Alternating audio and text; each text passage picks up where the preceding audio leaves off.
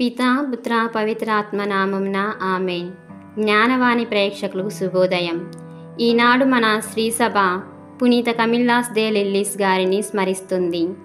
పునీత కమిల్లాస్ గారు ఇటలీ దేశం అబ్రుజీ ప్రాంతంలోని పేరు ప్రఖ్యాతి వహించిన కుటుంబంలో క్రీస్తు 1550లో జన్మించారు. చిన్నతనంలోనే తల్లిదండ్రులను కోల్పోయి అనాథ అయ్యారు. సరి అయిన సంరక్షణ లేక చదువులోనూ ఆధ్యాత్మిక జీవితంలోనూ వెనుకబడిపోయారు. జూదమాట ఆడి తనకు ఉన్న ఆస్తిని ధనాన్ని అంతా ఆ ఆటలోనే వ్యర్థం చేసుకున్నారు. గత్యంతరం లేక సైన్యంలో చేరారు. 6 అడుగుల 6 అంగుళాల పొడవు కలిగిన కమిల్లాస్ గారు మంచి అందగాడు. అందుకే సైన్యంలో వెంటనే ప్రవేశం లభించింది. 17వ ఏటనే ఇల్లు వదిలి వెళ్ళిన వీరు వెనెటియులను బలగంతో కూడి తురుస్కులపై యుద్ధంలో పాల్గొన్నారు. అయితే కమిల్లాస్ గారి పాదాలపై ఒక విధమైన కురుపులు పుట్టుకొచ్చాయి. ఒక కాలు మరి విపరీతమైన నొప్పితో బాధ పెట్టసాగింది. అందువల్ల రోమాపురిలో ఆసుపత్రిలో చేర్చబడ్డారు. అసలే విసుగు, కోపం ఎక్కువ. ఆ కాలు నొప్పి వల్ల వైద్యులతో పోట్లాటకు దిగేవారు. అందువల్ల ఆసుపత్రి నుండి బయటకు పంపివేయబడ్డారు. దురదృష్టం ఇలా దిగదార్చింది. ఇక కమిల్లాస్ గారు కపూచియన్ మఠానికి వెళ్ళి సేవ చేయడం ఆరంభించారు. అక్కడ చెప్పబడే మాటలు, క్రీస్తు సందేశాలు వారిలో పరివర్తన తెచ్చాయి.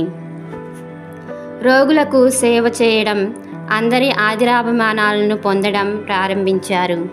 ముఖ్యంగా చనిపోబోతున్న రోగులను వారు మోక్షం చేరుకోవడానికి ఎవరిపై కూడా కోపతాపాలు లేక క్షమా శాంతితో సంసిద్ధపడేలా చేయగలిగేవారు.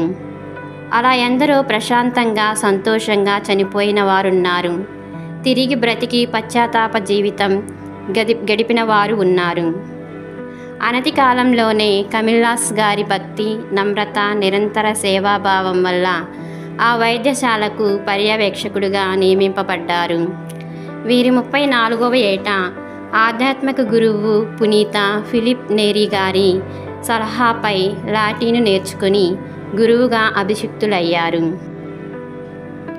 కలరా వంటి అంటువ్యాధి పీడితులకు సేవ, ఆసుపత్రిలో సిబ్బందిగా చేరి పనిచేయడం, యుద్ధంలో గాయపడిన సైనికులకు నర్సింగ్ సేవలందించే కార్యక్రమం వీరి సభ చేపట్టింది. కమిల్లాస్ గారు తమ సభకు సుపీరియర్గా ఉండి క్రీస్తు 1607లో రాజీనామా చేశారు.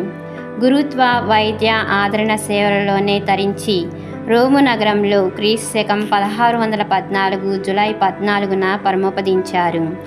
కమిల్లాస్ అనగా బలిపీఠము చెంత హాజరగుట అని భావం. కావున ప్రియ కన్యాస్త్రీలారా, పునీత కమిల్లాస్ గారి నుండి మనం నేర్చుకోవలసిన విషయం ఏమనగా, రోగులు భగవంతుని హృదయం లాంటి వారు. వారు దేవుని కంటి పాపలు అని గుర్తించాలి. మరియు వీరి సుగుణాలు అయిన సేవ, భక్తి కూడా మన యందు పెంపొందించుకొని క్రీస్తు సేవా జీవితంలో పయనిద్దాం.